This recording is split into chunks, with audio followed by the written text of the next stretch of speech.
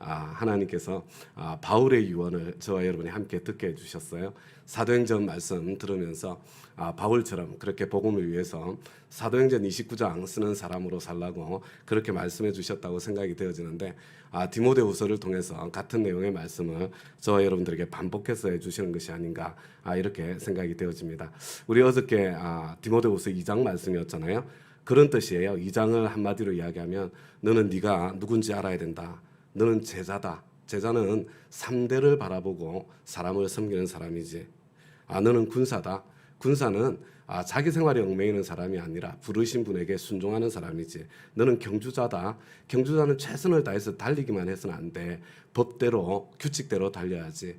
그 규칙은 다른 규칙이 아니라 바로 사랑의 법이고 사랑의 규칙입니다. 그리고 마지막으로 너는 농부다. 농부에게 필요한 것은 인내입니다. 마지막에 열매와 결실을 내가 먼저 누리게 될 것, 하나님께서 상급을 주실 것을 바라보면서 끝까지 견디고 달려가야 될 것에 대한 말씀이죠. 특별히 우리 제자는 사람을 섬기는 사람이지 않습니까? 근데 사람을 섬기는 그 일에 특별히 인내가 더 필요하다는 것입니다. 사람은 저와 여러분이 고치는 것이 아닙니다. 사람은 하나님께서 고쳐주시는 거죠. 하나님께서 변화시켜 주시는 것입니다. 그래서 저와 여러분에게 정말로 필요한 것은 인내입니다. 인내하는 가운데 특별히 애써야 될 것이 첫 번째는 말씀의 실력을 기르는 거예요.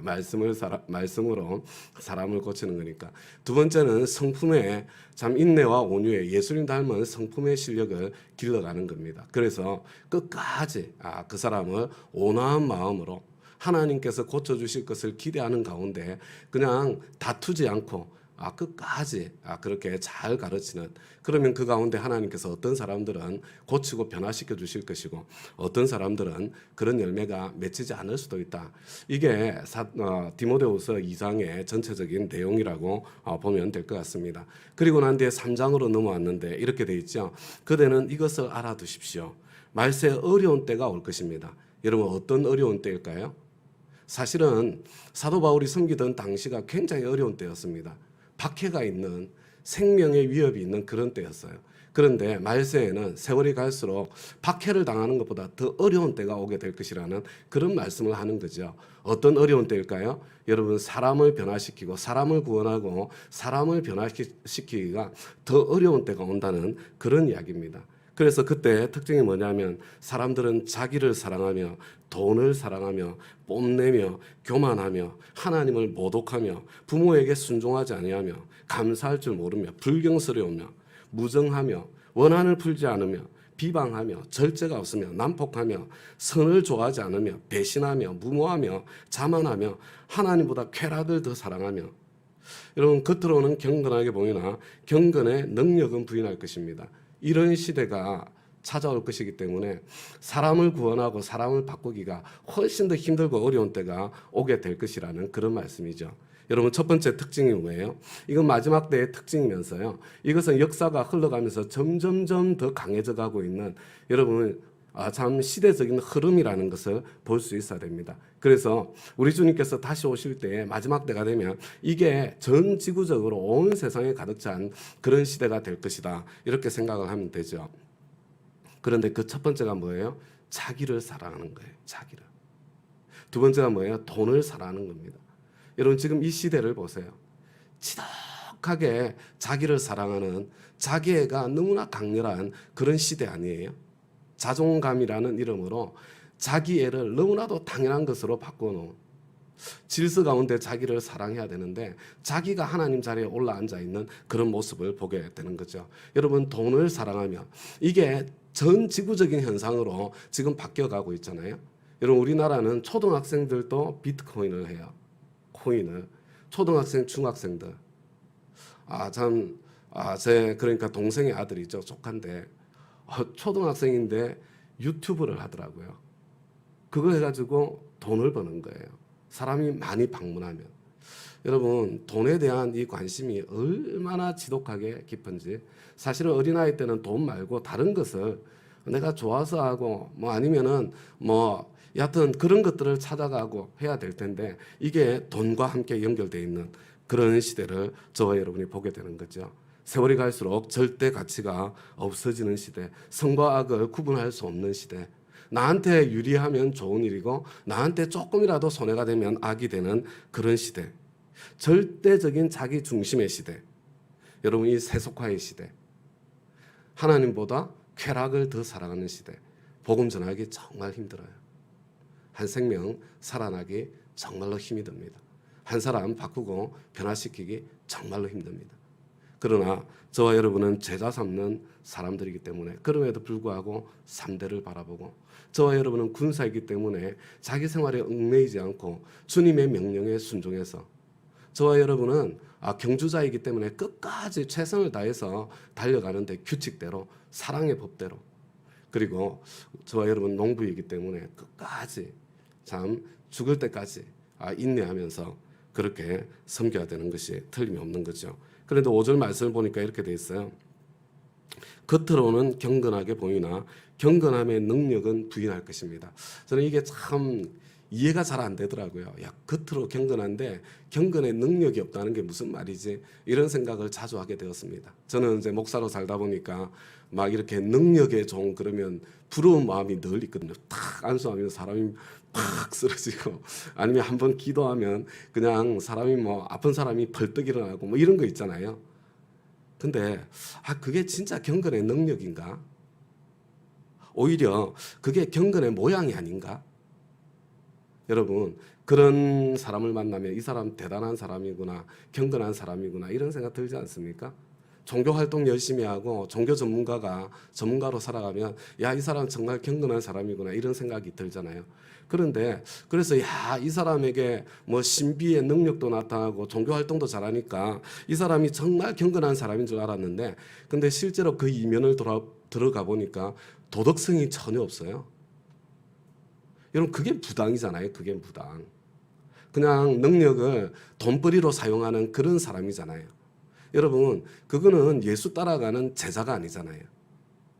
이게 경건의 능력이라는 게 바로 그런 거구나. 종교적인 모양, 종교적인 어떤 신비의 능력들, 이게 경건의 모양이구나.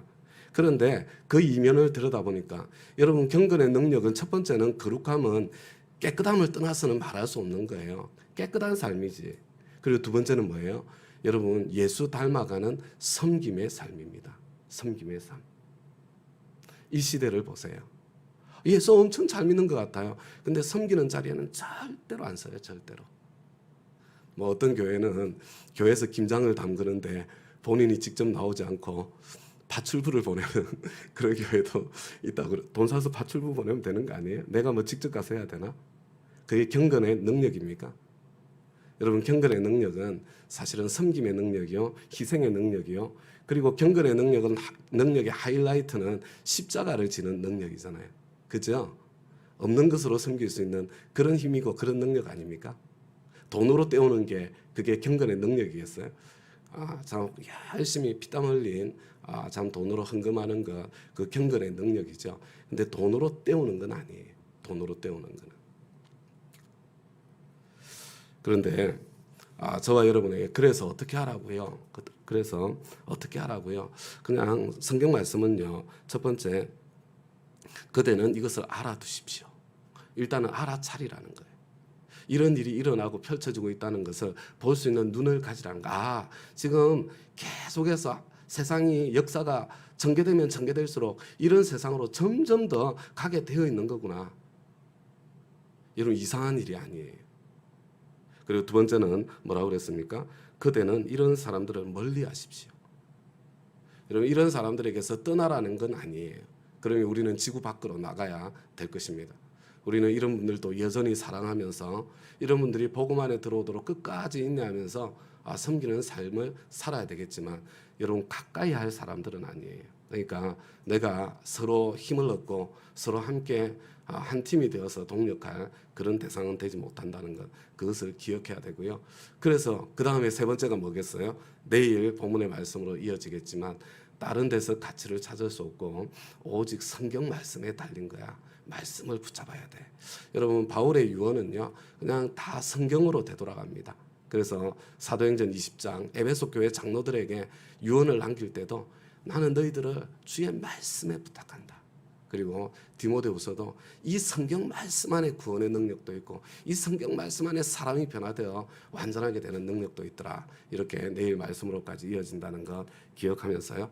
우리 디모데후서 이렇게 다시 말씀을 붙잡고 실험하면서 하나님께서 바울의 유언을 통해서 저와 여러분에게 주시는 주님의 음성이 들려지는 그런 우리 연말 기간이 다 되기를 우리 주님의 이름으로 부탁드립니다.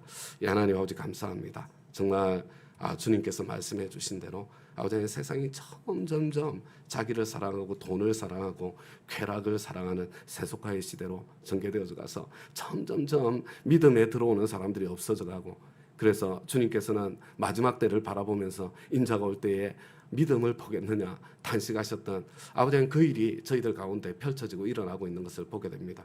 한 영혼 구원하기가 얼마나 힘든지 한 사람의 제자가 세워지는 과정이 얼마나 힘든지 참 목자로 목녀로 부목자로 그 현장에서 살아보면 그것을 절절하게 느끼게 됩니다.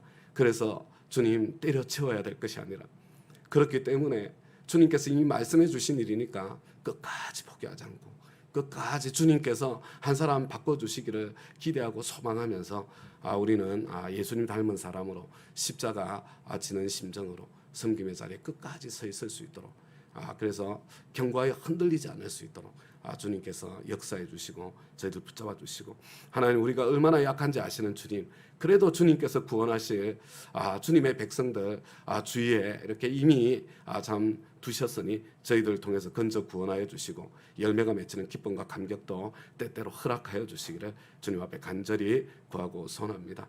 하나님 이렇게 한 해가 저물어가면서 주님 앞에 참 연초부터 간절히 기도했으나 아직까지 주님의 응답을 보지 못하고 참 기도하는 우리의 가족들이 있습니다. 특별히 주님 연약한 육신 아버지 하나님 앞에 이 병마와 더불어 싸우면서 간절히 기도하는 우리의 가족이 있고 아버지 하나님 또 금식하며 이들을 위해서 중보하는 우리의 가족들이 있습니다. 주님 불쌍히 여겨주시고 은혜를 베풀어 주시고 주님 가시는 곳마다 신유의 기적의 능력이 나타났던 것처럼 주님 교회는 주님의 몸이오니 아버지 하나님 우리 교회에서 기도하는 심령들마다 하나님의 기적의 치유를 다 경험할 수 있게 되도록 하나님 불쌍히 여겨주세요. 하나님 은혜를 베풀어 주세요.